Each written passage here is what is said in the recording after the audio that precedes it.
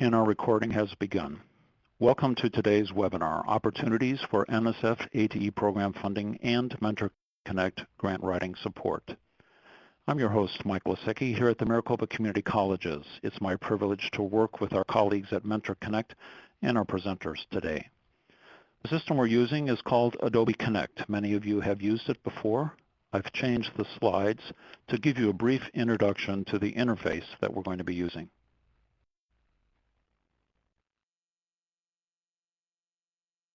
We'll have 3 polls today.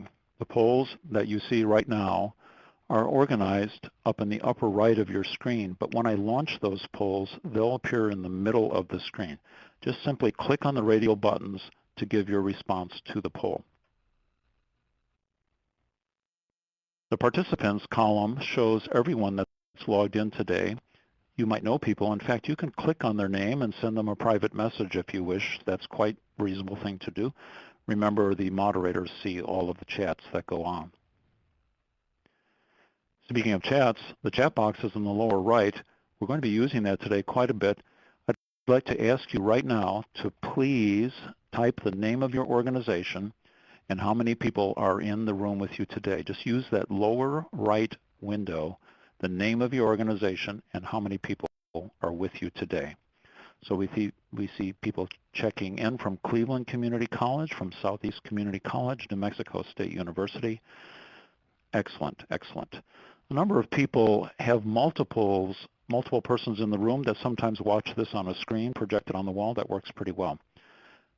Everyone looks like they're really solid with using the chat window. Thank you, folks, for responding. I'd like to now welcome Elaine Kraft. She's the principal investigator of the MentorConnect project. Elaine, will you say hello to everyone and then please introduce your co-presenters for today? Hi, Mike, and thank you. If you'll hang on just 1 minute, I seem to have misplaced my stack of papers. Uh-oh, got to have those. We do Your have audio to have sounds those. good, by the way, Elaine. Yeah. Okay, great. Well, we have in this picture Elaine Kraft, that's me, and I'm the principal investigator. And then Ellen Haas is to my right, and she is a co-principal investigator with the American Association of Community Colleges. There's Ellen. And next is Dennis Faber, and he is a co-principal investigator residing in Maryland. And Charlotte Forrest is here at our ATE office in South Carolina, and she's a co-principal investigator and serves as our project manager. On the lower row here, we have Osa Brand, who is senior personnel for our project. And Osa is an experienced ATE PI and works on faculty development projects and helps us with our project. And Dave Hatta is our external evaluator.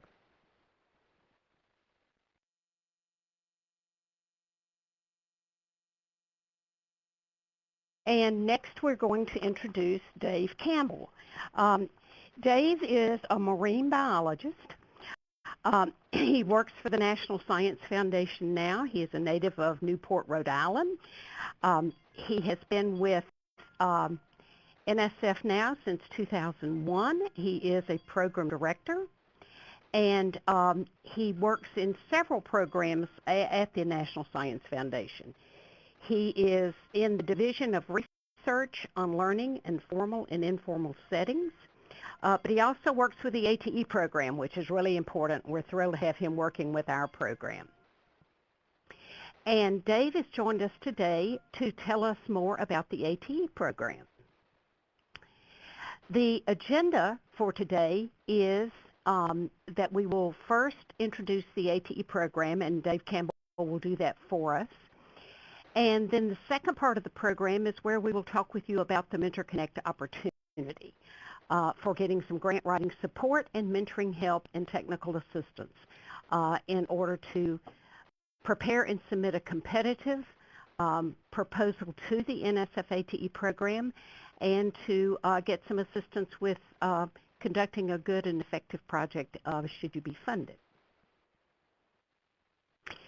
Now, the first thing we're going to do, and I'll ask you to help me with this, Mike, is that I want to see what our audience thinks the funding rate for the ATE program might be overall for all proposals submitted to the ATE program, and if they would use the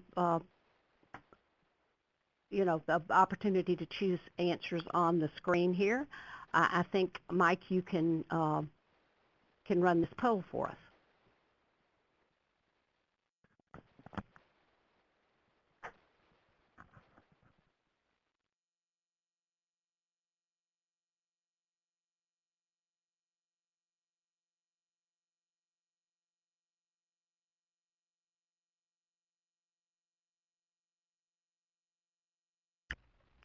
There we go, Elaine. A little slow in getting it launched there. And if people would just click on the radial buttons, you can see the responses are coming in right now, Elaine. So you just tell me when you would like to close that poll. Okay.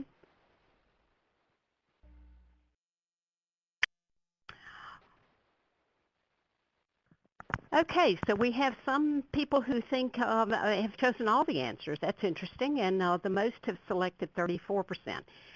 But I'm not going to spill the beans, Mike. I'm going to save that information for Dave Campbell to share with our audience, and we will find out very shortly what the overall funding rate is for the ATE program. Now I'd like to turn it over to our special guest. Dave, it's all yours to tell us about the ATE program and the National Science Foundation. Thank you. Thank you very much, Elaine. Welcome, everyone. I'm glad to be able to share with you a little bit about the ATE program today. I'm speaking to you from beautiful downtown Arlington, Virginia, where the foundation is now. But on the right is a picture of our new building, which is under construction right now. And 2016 turned out to be a little optimistic. We'll be moving into our new headquarters supposedly near the end of 2017. I'm in the Division of Research on Learning, but ATE is managed by program officers in the Division of Undergraduate Education as well as the Division of Research on Learning. The funding comes through the Division of Undergraduate Education, so in a minute I'll show you how to find more information about the ATE program on the NSF website. So here's a little overview of the National Science Foundation. We've got a new director, France Cordova, came online about last year sometime. But if you see here, there's about 7 research and education directorates, 1 education directorate, but we also have directorates for engineering, geosciences, math and physical sciences, biology, etc. And NSF funds basic research in practically any field. Some things we try to, we don't fund because we don't want to overlap with other federal agencies. So for instance, we don't do any medical research because that falls under the purview of the National Institutes of Health. But basic research in practically any field, including astronomy, is something that we do at the National Science Foundation. A little small to read here, but there's 4 divisions within the Directorate of Education and Human Resources. And like I said, we have 2 divisions here, undergraduate research and research on learning, that is supported by NSF, that oversees the ATE program. So when you go to the NSF website, and make sure it's nsf.gov, if you go to nsf.org, you'll get the National Sanitation Foundation, which is a fine organization, but it's not us. But the best way to go is in the upper right here, there's a little link for quick links. When you click on that, it will take you to a listing of all the different directorates within NSF. It's a fast way to get into things. And when you click on the education page, you'll get something that looks like this, right? Our education homepage. And there's a couple of things I want to highlight on this page. One is, if you want to know more about EHR funding, all of the awards, possibilities, different types of grant opportunities that we have, there's about 30 or 34 different grant opportunities within the Education Directorate.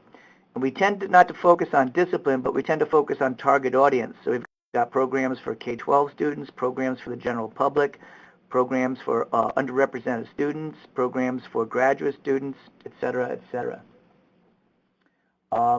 Also, there's another nice link right here. If you don't want to check the NSF website every day to see what's going on, you can sign up to get updates by email. And if you register for here, anytime there's a new solicitation or a press release or something dealing with the education director at NSF, you'll get an email telling you that something new has happened and with a link that will take you to what that new event is. And so if you wanted to know more about the ATE program, you'd go over here, click on the link for undergraduate education, and it would take you to the ATE program. I'll tell you a little bit more about it right here. So it is advanced technological education. So our goal is to educate highly qualified science and engineering technicians for advanced technology fields that drive the nation's economy. We want community colleges to have leadership roles on all projects. I have to qualify this just a little bit because nowadays there's a lot of what used to be called community colleges that are allowed to administer 4-year degrees, etc. So you could substitute 2-year degree granting institutions must have leadership roles on all the projects. But the projects themselves could also include teachers or students in grades 7 through 12, and also other faculty at 2-year and 4-year institutions. So sort of the pathway leading into the community college and leading out of the community college into the 4-year program can also be supported in the ATE program. We do like to see partnerships. We want to see partnerships with industry and economic development entities. That would be a strength to a proposal and would tend to make it more competitive.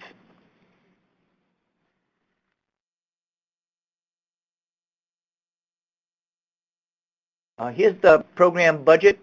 Since the program was first instituted in 1994, it was created by an act of Congress, the Science and Technology Act of 1994, and we see we've had a nice steady rise over the years, kind of flatlined a bit since fiscal year 10, but you know, in this economy in the last 5 or 6 years, flat is really a good thing, so we haven't really gone down very much. And I think the plan for the next year will be around $65 million if Congress ever gets around to passing a budget.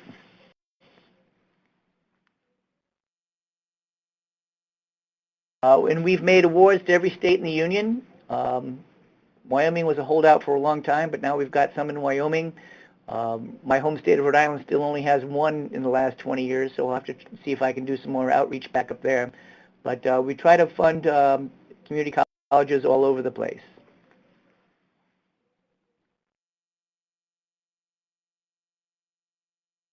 Now there's different program tracks within the ATE. Most of the funds that we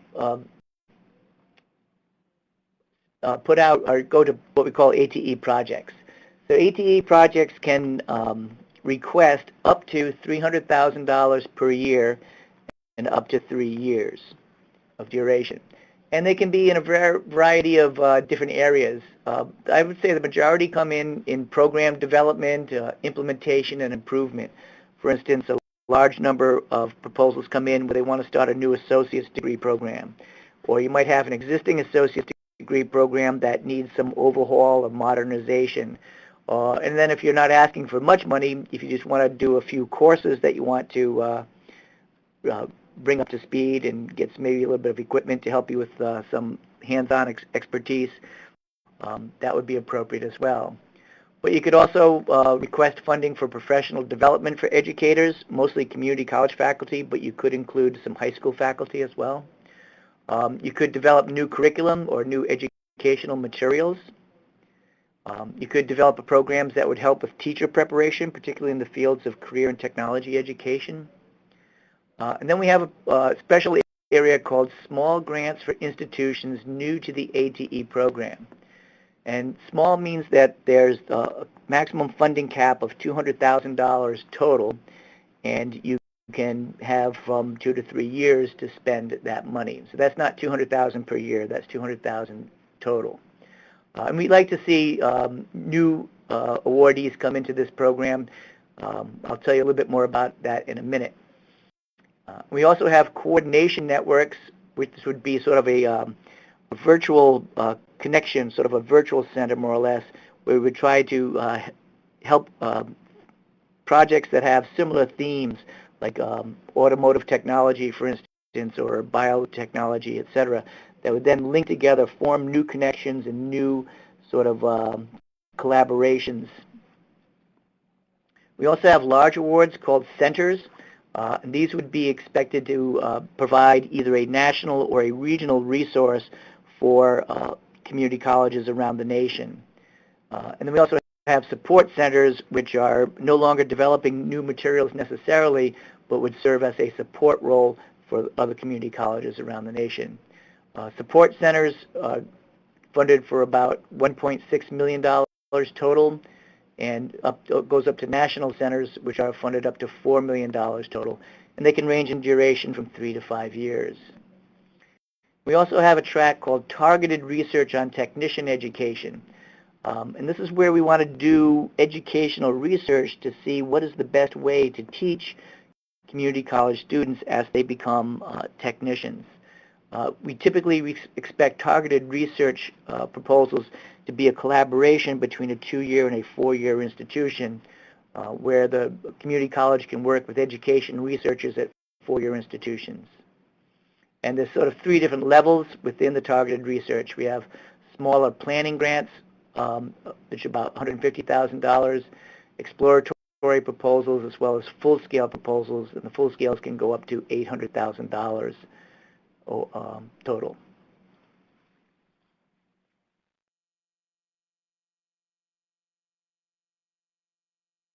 So here's the answer to the poll before.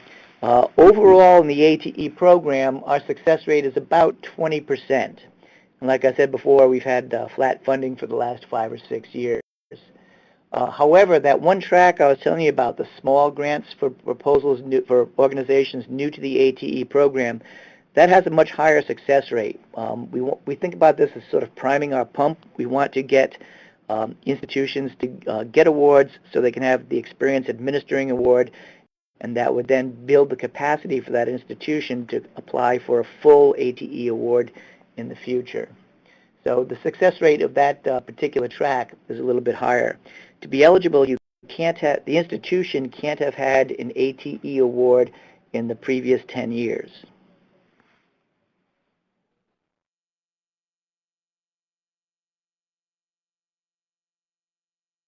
And so a little bit of advice from program officers. I used to have like a top 10 list, and 5 of the top 10 would be read the solicitation. There's a lot of questions. Somebody just sees the title and they give me a call right away without reading the solicitation, and it's not a very productive conversation. So please read the solicitation carefully, okay? And then once you get a good feel for what you think it might be about, and you have some specific questions, that would be a good time to contact program officers.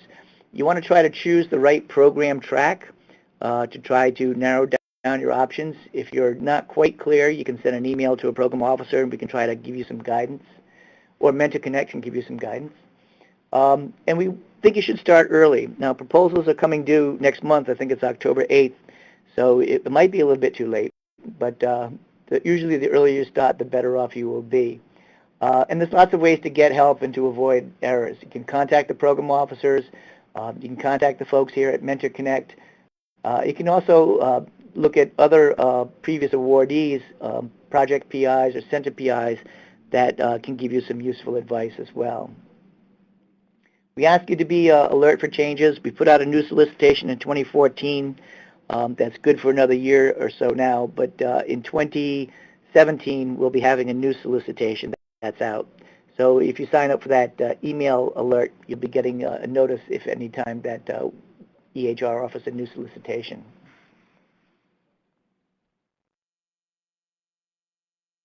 And so some of the things you might want to think about when you're developing your proposal, and these are sort of things that reviewers are going to be looking at as well.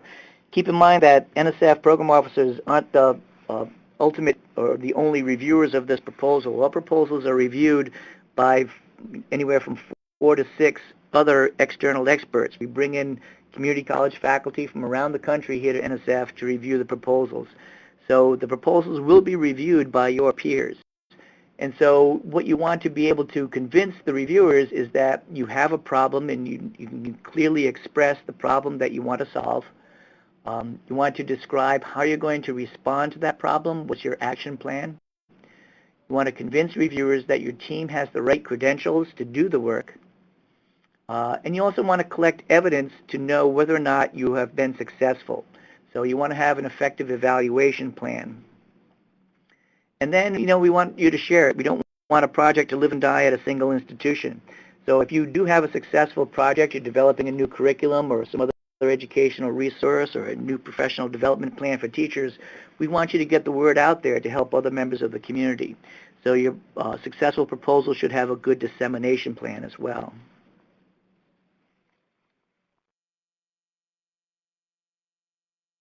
Okay. So when you click on the ATE website link, you'll get a sort of a cover page like this, and the actual solicitation itself will be indicated there by the red arrow. The newest one that's out there right now is 14-577.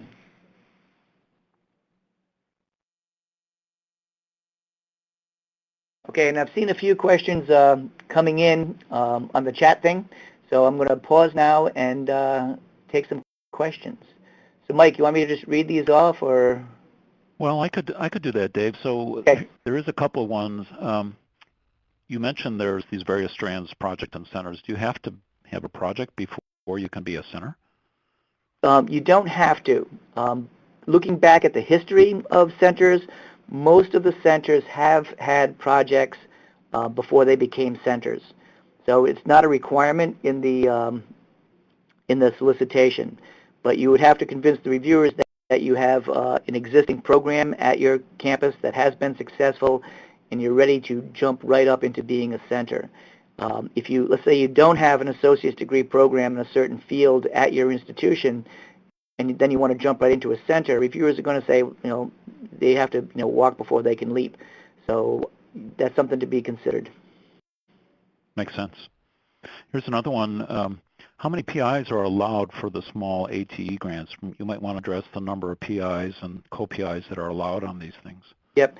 For all NSF proposals, you're allowed 1 PI and a maximum of 4 co-PIs. But you can also have additional senior personnel within there.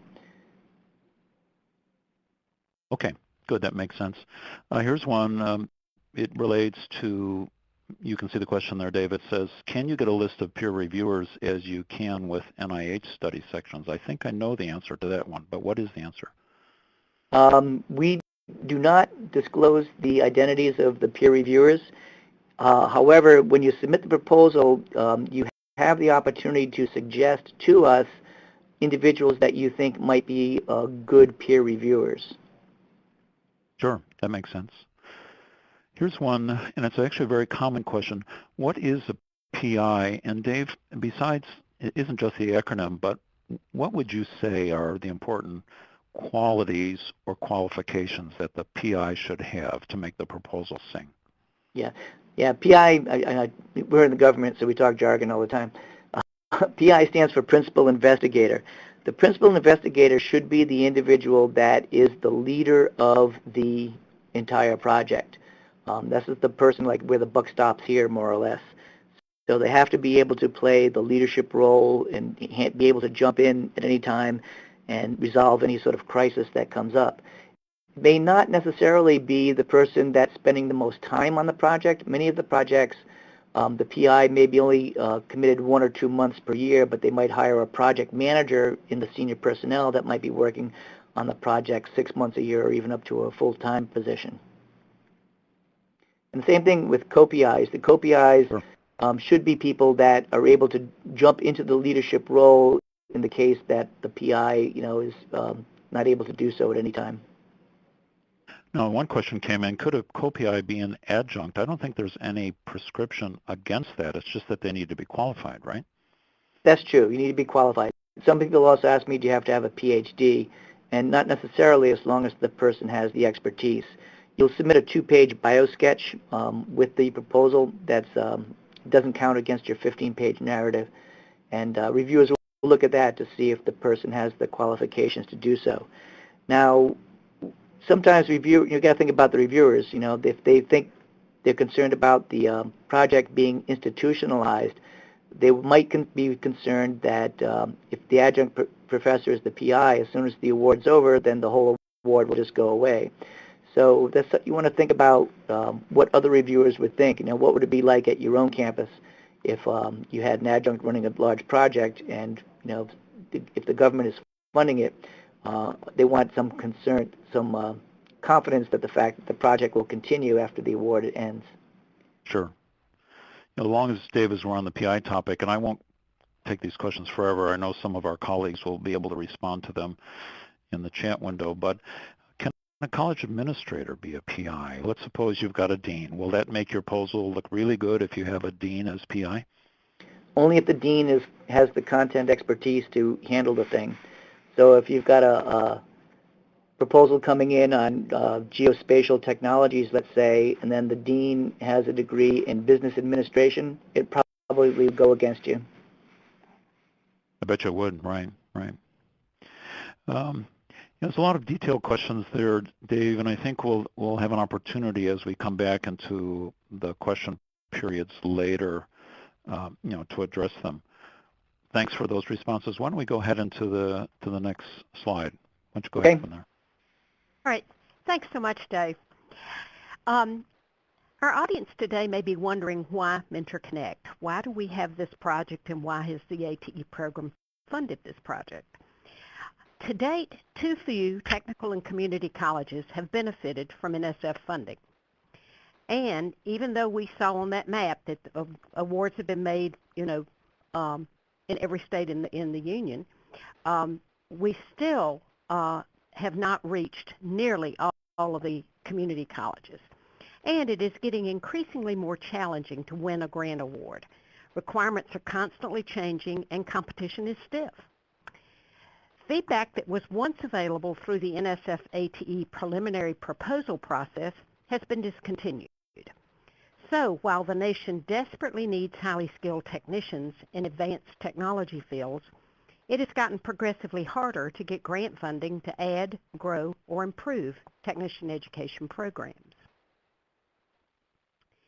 In good economic times and bad, there is a persistent shortage of highly skilled technicians in the advanced technology fields that drive our nation's economy. Two-year technical and community colleges are the primary providers of this component of the workforce, and in most technologies and disciplines, we are not recruiting, retaining, or graduating enough highly skilled technicians to meet industry needs. To address this challenge, we need more STEM faculty and community colleges, focusing like lasers on meeting this demand. The ATE program is designed to stimulate and support just this kind of work. Several smaller mentoring projects conducted in recent years have demonstrated that peer mentoring is a very effective way to stimulate knowledge transfer, share best practices, and improve outcomes. The ATE program has created a community that shares willingly with one another. With approximately 225 to 250 funded projects each year, an incredible amount is being learned about what works and what doesn't in technician education. There are a wealth of resources available from ATE grantees to help each of us do our jobs better. And, most relevant to today's webinar, we have an increasing number of experienced principal investigators, some of whom are former NSF program officers, who are willing to assist first-time applicants as they seek NSF ATE funding. We select 10 each year to work one-on-one with our college team participants. Having someone who has been down the path many times to guide you can make the difference between success and failure. So, the vision of our MentorConnect project is to establish a regenerative mentoring system for leadership development and knowledge transfer to broaden the impact of the ATE program on technician education in this country. Our system is made up of three primary facets. We help educators develop good projects and competitive proposals for the ATE program. We select mentors and prepare them to assist both potential and funded PIs. And funded PIs are being mentored to develop leadership skills and improve project outcomes. We are already seeing that as new PIs gain experience and confidence, they are growing up to become mentors themselves, enabling a new generation of PIs to give back to the AT community that supported them. So, what are we doing? How are we going about doing this? We select a cohort of college teams to work with each year. We are just finishing the third year of this project, and we are now working with over 200 faculty and administrators from 59 colleges in 24 states. To support our college teams, we are selecting and preparing a group of 10 highly experienced ATE mentors each year. These mentors work with 2 colleges each throughout the year. Through our workshops and technical assistance, we are giving participants grant writing knowledge and experience specific to NSF and ATE. Most importantly, many of those we are working with are receiving their first ATE grant awards. Next month, we will review the applications that have been submitted for this year, and 20 more colleges will join the growing MentorConnect family and ATE community. So here's some pictures of some of our cohorts who are now part of our MentorConnect family. These are some of our Cohort 1 participants at their January workshop in 2013. This was held in Atlanta, Georgia. Excuse me. The first one was in Portland, Oregon, and it was in 2012. In Cohort 2, we met in Atlanta, Georgia in 2013. And then in Cohort 3, we met in Clearwater, Florida for our January workshop. Later in the webinar, you're going to find out where the January 2016 workshop will be held for those 20 teams that are selected for Cohort 4. Right now, I wish I could put a mirror on the screen so that you could see yourself in a picture of Cohort 4 participants. So the goals of the MentorConnect project are pretty specific.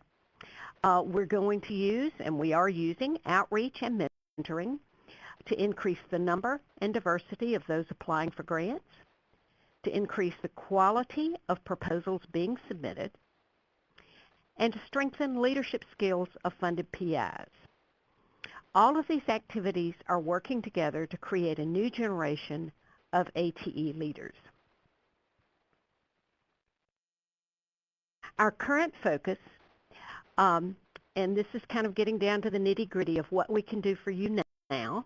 In a nutshell, we can help you in competing for an NSF grant award. And in doing so, grow your leadership skills and advance technological education. We are focusing specifically on the small grants for institutions new to ATE. As Dave Campbell pointed out, this is your best opportunity for getting your foot in the door at NSF.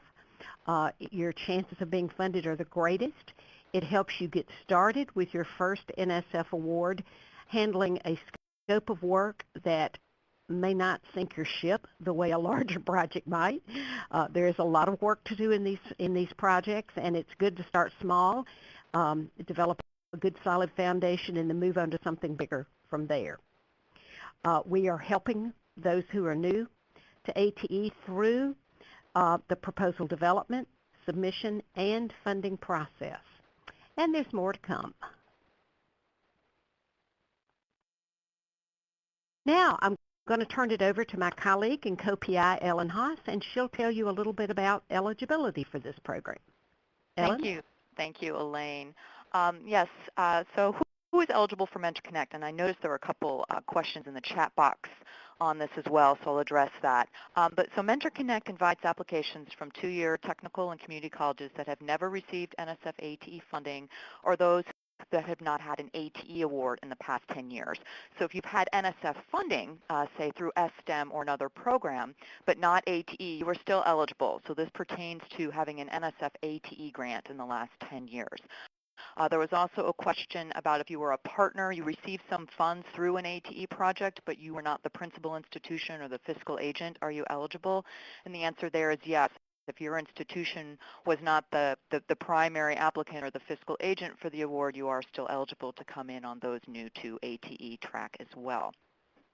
So the MentorConnect project is open to faculty at these institutions who are working to prepare STEM technicians for the U.S. workforce.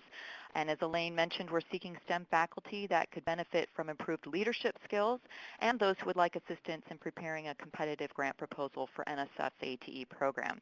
And we're also seeking STEM faculty, not only seeking assistance, but are really willing to make a strong commitment to developing and submitting that grant proposal in October 2016. And due to a limited number of spots in the program, so MentorConnect accepts teams from 20 colleges, we ask that you limit one team application per eligible college. So you may have faculty teams in more than one discipline area that are interested in applying for ATE funding at your institution, but we ask that you please consult and coordinate among your teams to determine who should apply.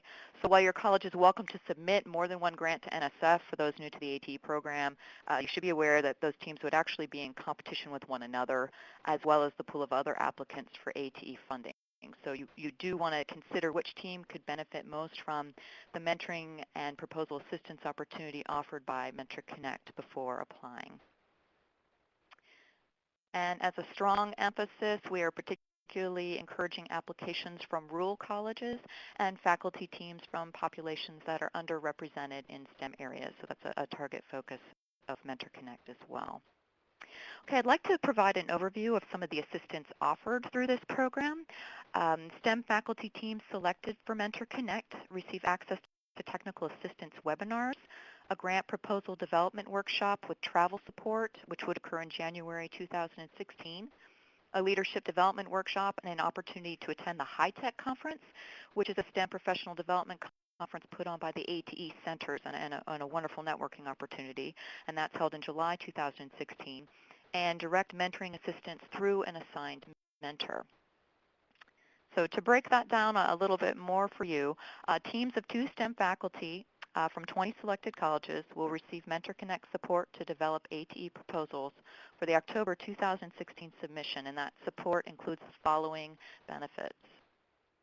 A 3-day workshop held on January 27 through 29, 2016 in New Orleans, Louisiana, where each college faculty team will be paired with an experienced ATE PI and mentor to work with them on site on their concept and proposal development.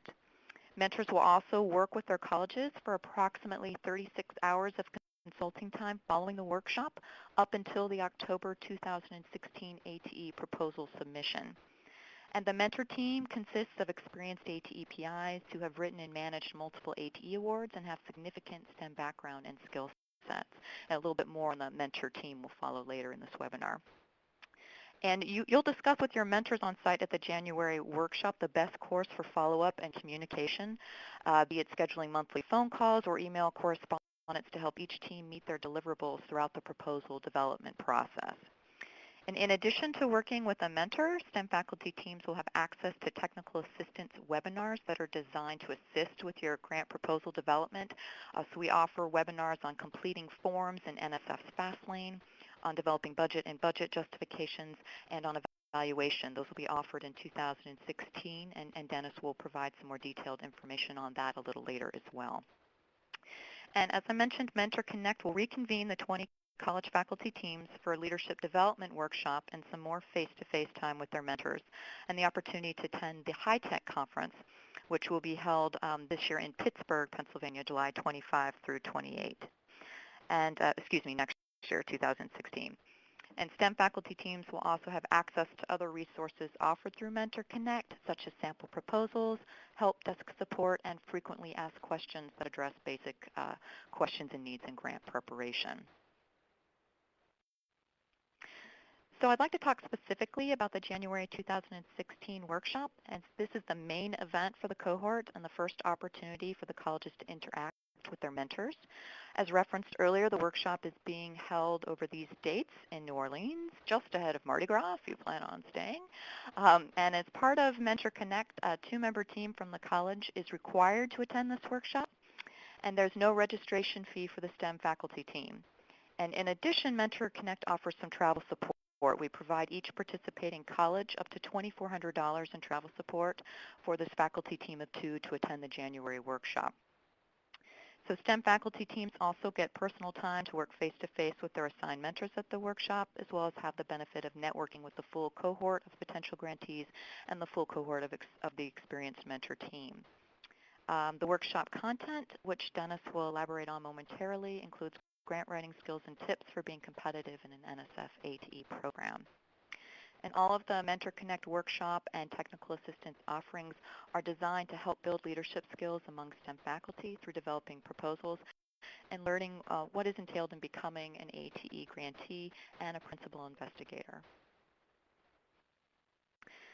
So while the MentorConnect focus is primarily on STEM faculty, it's important to note the role of the Sponsored Research Office, or SRO, grant writer or equivalent at your institution. So I'm going to take a minute to go into the SRO. If your institution does not have someone in this role, the function will need to be assigned to someone as you pursue federal grant funding. So while a faculty member can do most of what is required for submitting and preparing an NSF ATE proposal, there's a final and essential step that needs to be completed by a person at your institution who's actually authorized to commit college resources to the project being proposed. And that's typically the job of the SRO or grant writer, but can be handled by another person who's been given that authority. So the actual submission of an NSF ATE proposal is a two-step process. Once the faculty member has completed his or her work and the grant is prepared and ready to submit in FastLane, there's the first of 2 submit commands that will be activated. The first submit command sends the proposal to the second level of authority at the college, so typically the grant writer or the SRO. So when you hit submit, it does not submit your grant. It needs to have a secondary person do that. So the larger your institution, the more sophisticated this process and structure may be. And in some institutions, the grant writer and SRO are one and the same, but that's not always the case. So the essential message here is that it takes a second person to actually get your proposal submitted to NSF, and that person has to have the authority to supply an electronic signature for the college and forward that proposal. So this topic is one of many that will be discussed again at the January workshop, but I mention it here because it's really important to understand that the person with SRO authority at your institution makes a big difference in whether or not your proposal gets successfully submitted to NSF. And these individuals are typically very skilled at checking to see that all the requirements for grant submission have been met. So on that note, teamwork is encouraged. The MentorConnect project invites participation from the college's SRO, grant writer, and or a supportive administrator at the technical assistance workshop in January. So the project does not provide financial assistance for the SRO, grant writer, or administrator to attend, but we do offer it as a self-pay option and encourage participation with the faculty team. So up to 2 additional team members can attend for a $395 registration fee and benefit from a workshop breakout session and networking opportunity geared toward their needs as grant writers, sponsored research officers, and administrators. And workshop participation of an SRO, grant writer, or an administrator also allows some access to the faculty team's assigned mentor during the workshop and following the event, as well as access to all MentorConnect resources. Just to give you a sense of history, with our first cohort, we didn't have this option available. We just had the workshop open to the 2 faculty team members, and we had several colleges ask if they could bring a grant writer. The following year, we gave everyone an additional spot, and at the 2014 workshop with Cohort 2, all 20 college teams brought either a grant writer or an administrator with them. And this past January with Cohort 3, 19 out of the 20 colleges brought an additional team member, and 5 colleges brought 2 additional people. So we even had requests for people to bring more people, but we were obviously dealing with some space issues. So this year we worked to meet those needs, and we are as growing numbers of colleges expressed an interest in bringing additional people, we're actually offering 2 additional spots per team this year. So do consider, if you are selected for MentorConnect, assembling a full team to attend the January workshop. At this point, I'd like to go to a quick poll, and I'll ask Mike to launch that for me. We just would like to get a sense of How many of you know who serves in the role of SRO for your institution? So can you indicate yes, no, or if you're unsure? I think that, yes, the poll will actually be launched, so you can do that by clicking in the appropriate circle.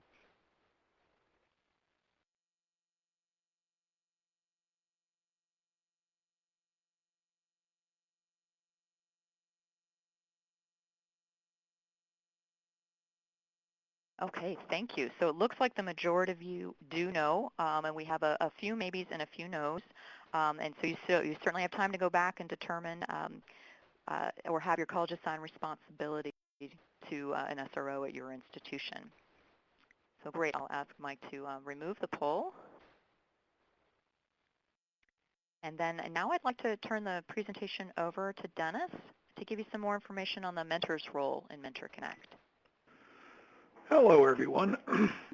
I hope the information is registering well with you.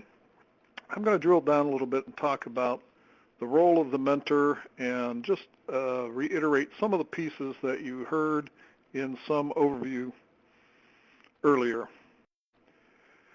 Your mentor's role during this whole process is to assist during the workshop that Ellen so eloquently described. They will provide up to 36 hours of customized mentoring and consulting from the end of the workshop till the time of your submission. And the assistance they're going to provide has to do with strengthening your proposal topics, refining ideas and strategies, providing links to other ATE resources or people that might advantage your proposal, and help in addressing NSF and ATE requirements, some of which are fairly challenging at times. This is a picture of our 2015 mentors, all of whom are experienced PIs and directors of projects and grants and centers, and they are an amazing group of people. They are dedicated to helping you become a member of the AT community. We're pleased to have them and pleased that they've done such a good job with all the mentees, I'm sorry. They do come from different kinds of disciplines from across the country. As we talk about the workshop, I want to spend a little time going through some of the content for the workshop. We will do a review of the ATE proposal requirements. You will have read the solicitation, and as Dave said earlier, reread the solicitation at least 5 or 6 times. And we'll make sure that the components of a good proposal are, in fact, in place. We'll provide some strategies and tips for competitive proposals. We'll identify some of the NSF and ATE resources that would help your project be successful. And we want to talk a little bit about this idea of leadership. One of the things that is a focus of our grant is the idea that as you join the AT community, you're going to be presented with the opportunity to do some leadership development. And those opportunities and some of the support that NSF provides might encourage some of you to take a much more active and different role in the community. The highlight, I think, of the workshop is the mock NSF panel review of actual proposals.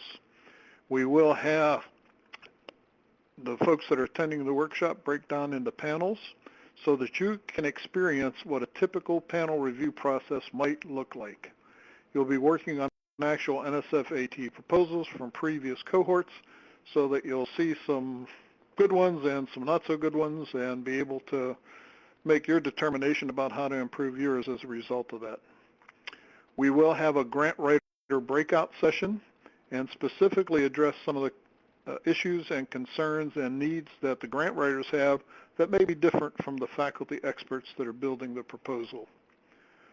You will draft a proposal concept and you will be asked to present an elevator speech.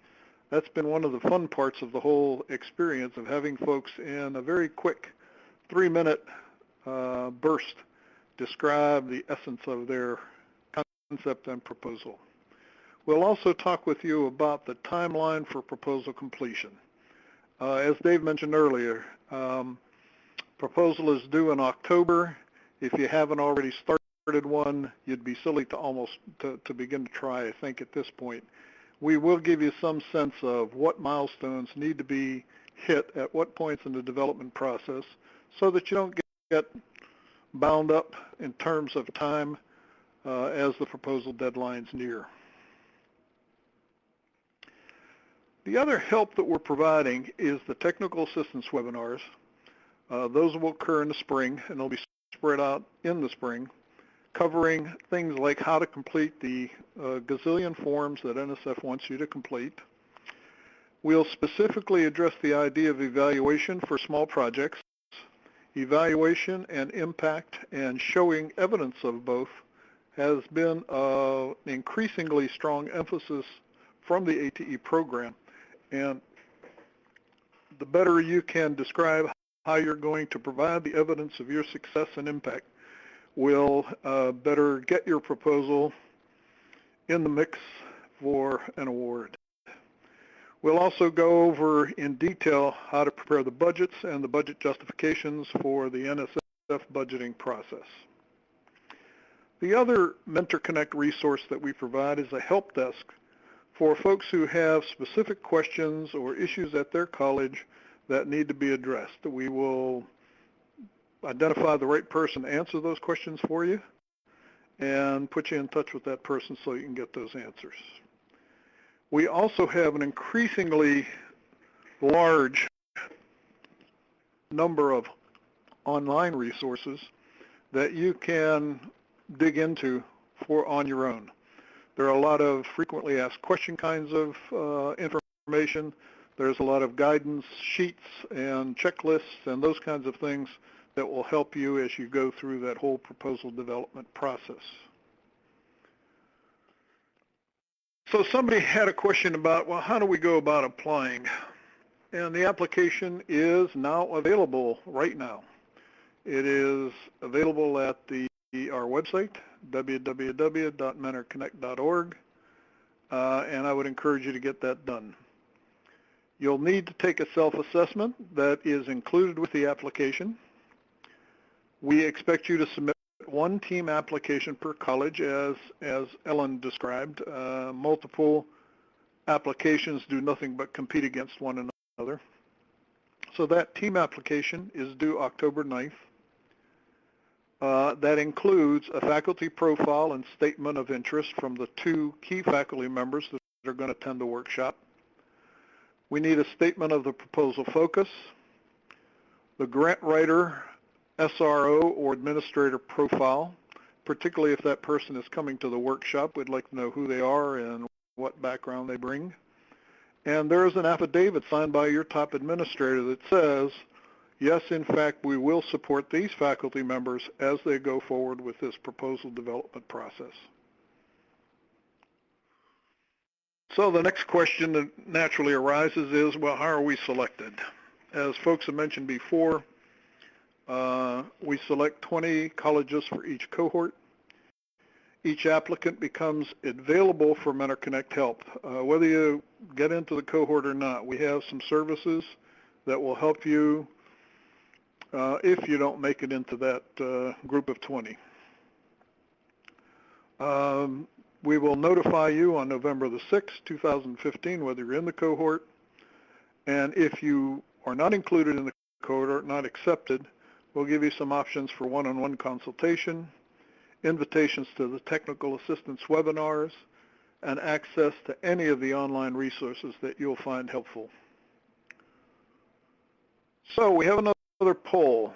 How would you describe yourselves as prospective NSF grantees?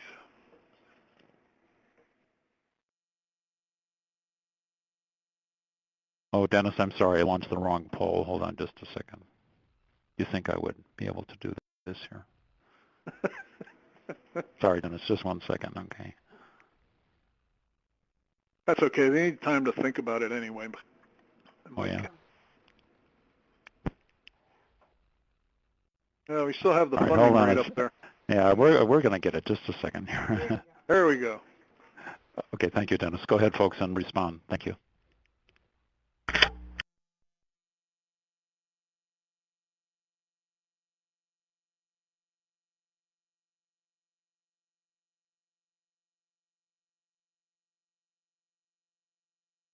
Well, interesting results.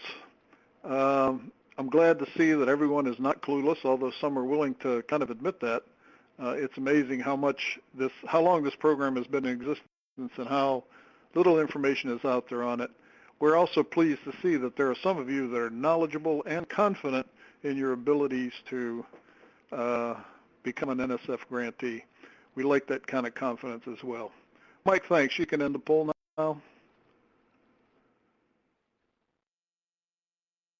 Let's talk a little bit about selection criteria just so you hear what we're looking at as we review the applications. Our MentorConnect team is the team that goes through these things. We will check to make sure the application has all the components that we've requested. We'll make sure that your college is eligible for that small grant category.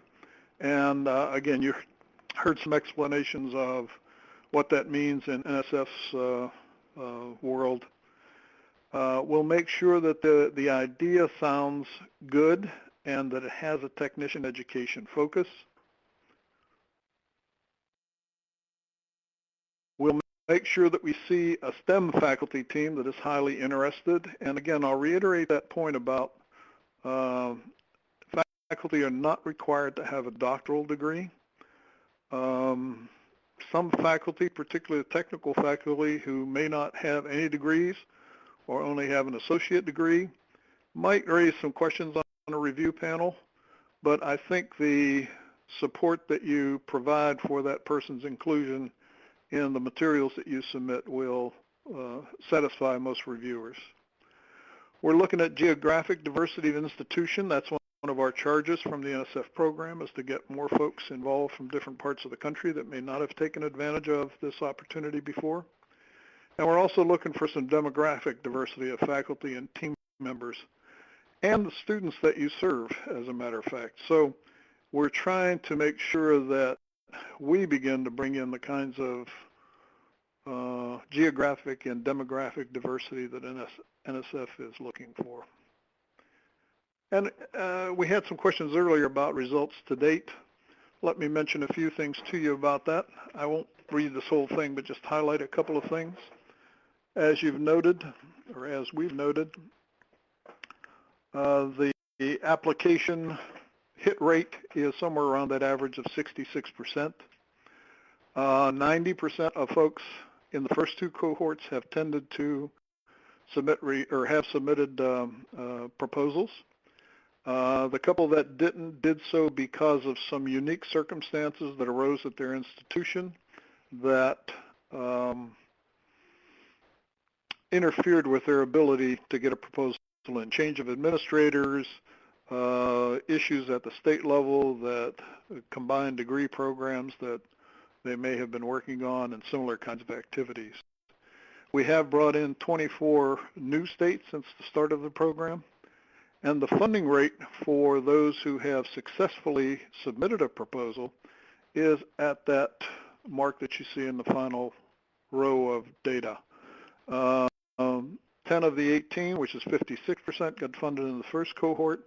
The rate went up to 67% in the second cohort, and we hope that we'll see at least similar results in the third cohort at this time. And should you join us, we would expect you to do equally well as you get through that proposal development process.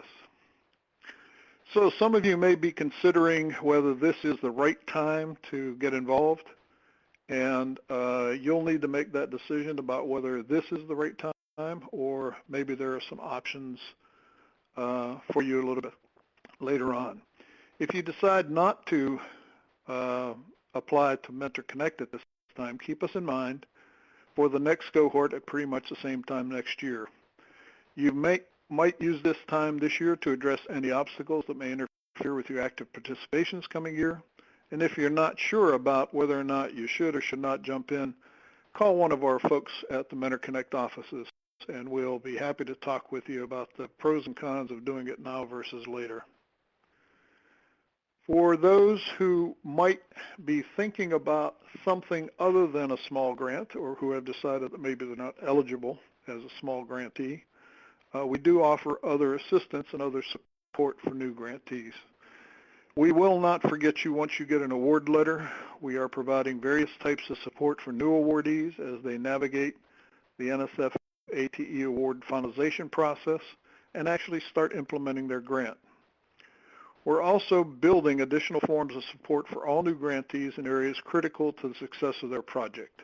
Project management kinds of activities, getting some of the activities underway, connecting with folks that can support some of their program improvement efforts, and so on. As folks have said earlier, this particular MentorConnect effort is limited to those who meet the NSF criteria for a college new to ATE. Those who are community colleges or degree granting institutions have not received NSF ATE grant funding in the past 10 years and who are focused on appropriate technician education areas. Sometimes we get some proposals that don't look much like technician education. One that doesn't quite fit into that definition, as an example, is something like nursing. Not quite ATE's definition of technician education. Again, underscore, read the program solicitation. So if you don't meet these couple of criteria that we've talked about, stay in touch. We continue building resources and support systems to help new grantees and those seeking other types of ATE funding. You can access all of those resources by visiting the website and clicking on the resources link. And just as a summary, one of our major goals and one of NSF's major goals in funding this MentorConnect project is to bring more folks in who can benefit from and contribute to the ATE program. We hope you'll be one of those folks who decide to make that commitment to both benefit from and contribute to the program. I'd like to turn the presentation over to Charlotte at this point and kind of give you some final details as we close out the presentation. Thank you. Hope to see you. Thank you, Dennis. At this time, we would like to lay out a bit of a timeline for you as a recap. We would like for you to be able to plan ahead a bit. But the first thing that you will do is download an application, if you have not done so already, from the MentorConnect.org website listed on the screen.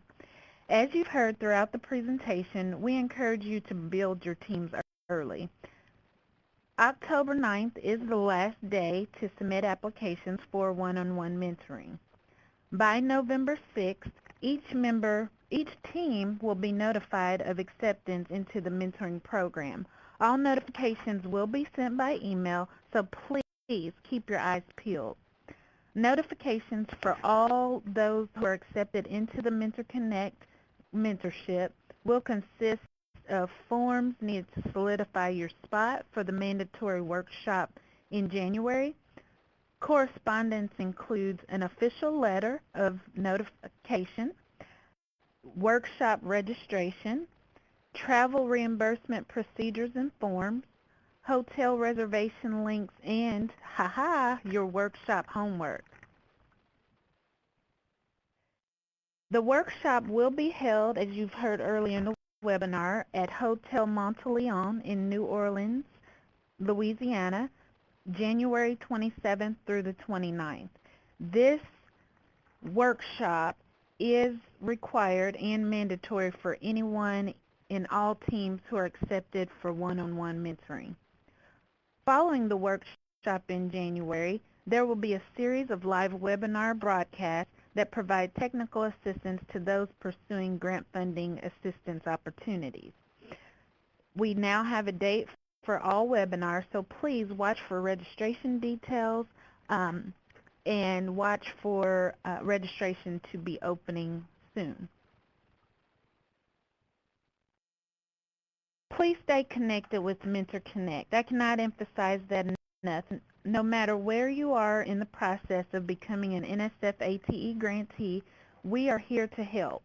We can be reached in a variety of ways. For example, the website, we're on email, social media, and you might even see us at one of your local outreach events. Please take a look. We are here, we are present, and we look forward to hearing from you. The archived presentation will be sent to each of you and also made available via our website at the conclusion of this webinar. We ask that you reference the handout that was sent to you personally by email for additional details and contact information. Please, please, please, there were a lot of fantastic questions posed today, and if we hope to address those at the conclusion of the webinar. However, if you have questions, please reach out to me directly or one of the team members directly. At this time, I would now like to turn the presentation over to Elaine for final questions and the webinar survey. Please take a minute to help us improve these webinars. We appreciate your interest in our project, your time in making this webinar break a MentorConnect record. So thank you, and at this time, we will address some of your questions. Okay, thank you, Charlotte. I'm looking in the chat box here, and all right, so someone has asked if we could send a list of questions and answers. That is something that we have not done in the past, but it's a great suggestion, so we're looking to doing that. Someone asked about, let me scroll back up here a little bit, about the industry focus on technician education programs and asked if a team member could be from industry. The answer to that is for your grant proposal itself, yes. Having having an industry person on your team is a great idea, and if you can get that kind of commitment, that would be very good for your project. However, for the MentorConnect cohort experience, the 2 faculty members that can be supported to participate must be faculty members, STEM faculty members. And so you could not include an industry person as one of the 2 that are in your application. There was a question about the technician fields and whether ATE has, it says, this question here says, are there any tech ed focus that are preferred within STEM fields? The main thing, and Dennis alluded to this, is that the NSF does not do medical programs at all that have to do with the delivery of health care to humans or animals. So no veterinary technician programs, for instance, no nursing or any allied health programs like that. There are some instances where somebody has got a program that specializes in perhaps the repair and installation of medical equipment, and that might be something that could be funded by ATE. But typically, the STEM disciplines that are of interest to ATE are those areas where there is job demand in your area, demonstrated job demand in your area among industries. And there is a very broad spectrum of disciplines that applies to, running a gamut from, welding to all of the different kinds of energies, to geospatial technology, biotechnology, nanotechnology. We have some supply chain technologies that have been funded, and the list goes on and on. So it's a very broad swath, but it's tied to industry jobs, and you do need to make that connection in your proposal. In terms of the online resources, Charlotte, I'd like to toss it to you and let you talk a little bit about online resources that are available to those who are not in the MentorConnect program. Sure. On the MentorConnect website, there is currently a resource collection, and so if you go to www.mentorconnect.org, you are able to click on Visit Our Library and have access to a number of resources. Now, our resources are a bit unique because they are geared towards helping those who are writing proposals and going through the proposal preparation process. So resources that you will find are often templates, excerpts from some of the proposal guides, and even sample proposals. Someone asked the question, do you have sample proposals of those who have been successful. At this time, we do not have those made public on our resource collection. However, in the very near future, that will be something made available. But at this time, those are available to those in the cohort who are participating in the workshop. Okay, thank you, Charlotte. We had a question about someone being a co-PI and also serving as the coordinator or senior personnel. Ellen, would you like to address that question?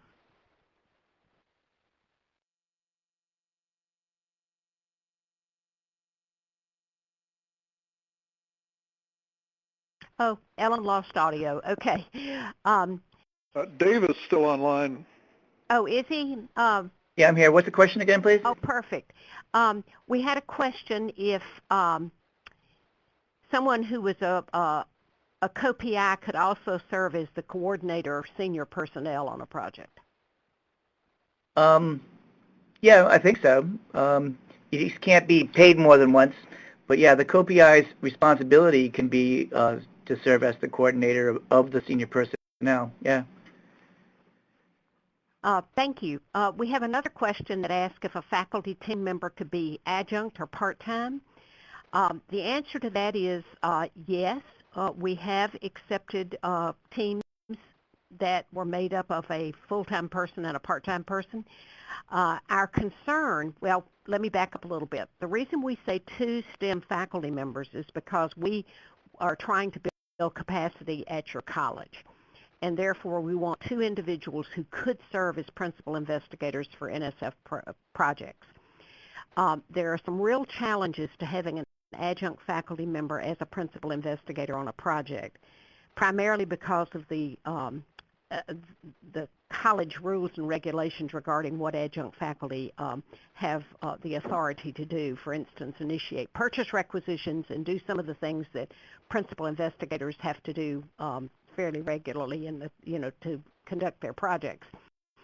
And so it causes some constraints, and so we look at those very carefully, but if it's a long-term adjunct faculty member who's really very much part of the fabric of your institution, and that is the best person to be on this grant proposal team, it's allowable, and we take that into consideration when we look at the team. So just build your case for an adjunct faculty member if you propose your team to have one. I would not put in an application that had 2 adjunct faculty members. You need somebody who is permanent at the institution. Elaine, there's a good question about getting some research on NSF awards for, what's going on and what's fundable and so on. Maybe Dave can speak to that a little bit. Yeah, if you go to the NSF website, in the blue banner near the top, you'll see the word awards. You click on that, and there's a search awards function. So you can search the NSF website for every single NSF award that's been made since around the 1970s, I think it goes back to. And if you click on advanced search, you can filter that. So you can search by everything that the ATE program has funded in the last year or last 5 years. You can add a lot of filters to it. You can search by state. You can search by topic, etc. You can even put my name and see the projects that I funded. So there's a lot of ways that you can see what things have been funded by the ATE program or other programs in the past. And when you click on the individual links, you'll go to the project, and it will give you the abstract of the award, the principal investigator, the principal investigator's contact information, and how much the award was for. So that will give you some good idea about the kinds of things that have been funded recently. Yeah, that's a good suggestion, Dave. And you can also search on topics. So if you want somebody to ask you how you know whether or not you've come up with a novel idea. So if, for instance, you wanted to do something in robotics, then you could actually search on that and find out what sort of projects and things that people had submitted relative to that topic. So NSF Awards database is a real wealth of information to help out. Yeah, Ellen just put the link on the chat site there.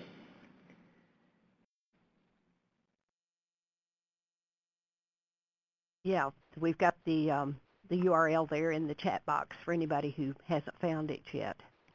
Oh, it's an excellent question here. It says, how important is industry cost matching?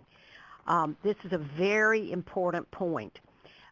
There cannot be any cost sharing with the NSF Awards. In fact, Dave, you might want to chime in on this, but it is strictly prohibited.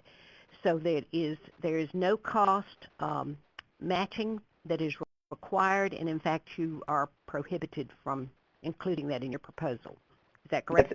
That's absolutely correct. You could do an in-kind sort of thing, so like a letter of commitment from industry saying that they're going to provide paid internships or something like that is fine, but no cash cost sharing is allowed by the institution or industry.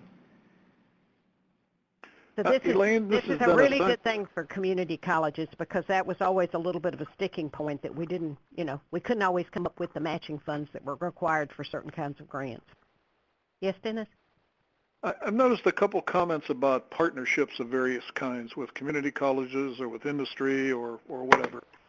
And just to reiterate, I think that's a plus in terms of the small grant or any NSF proposal, to think about the kinds of meaningful partnerships, not just partnerships for partnership's sake, but the kind of meaningful partnerships that would enhance your project, that would expand the impact of your project, that would make the results of your efforts more available to more folks. So I would suggest that some of the questions that hit on partnerships should really think about that, and so should the others. I think that's an important piece, but again, I stress that idea of meaningful partnership. Just having a few folks signed on to get some company's name on there on the proposal that's not going to do much for you is probably not going to advantage you very much. Also, in terms of your application to MentorConnect, it is possible to have team members from 2 institutions, but we split the financial support, and it would need to be a relationship that really made sense for your proposal. We have funded one that was a partnership between a 2-year college and a university, where that university was providing some unique training for the faculty at the 2-year college to allow them to get certified to build their programs in a certain technology area. So that is possible. We do like innovation in this program, and so, but if you're working on your MentorConnect application and you're not sure that what you're proposing is something that fits within our parameters, feel free to call and ask. We'll be glad to talk with you about it.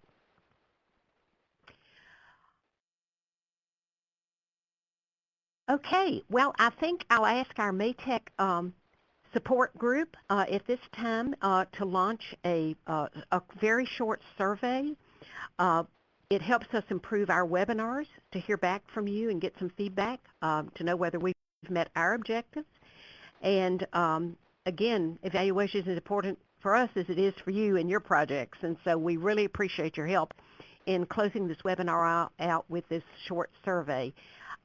Thank you for joining us, and a special thanks to Dr. David Campbell of the National Science Foundation. It's been great having you with us, and I think our audience will find, as they become more familiar with the NSF ATE program, that you are a very user-friendly group. We love working with you. You're extremely supportive, and I think your presence today is sending that message loud and clear to our audience, and we certainly appreciate your taking the time to be with us. And with that, this is Elaine Kraft and the rest of the MentorConnect team saying have a great afternoon. Thanks, everyone. See you all.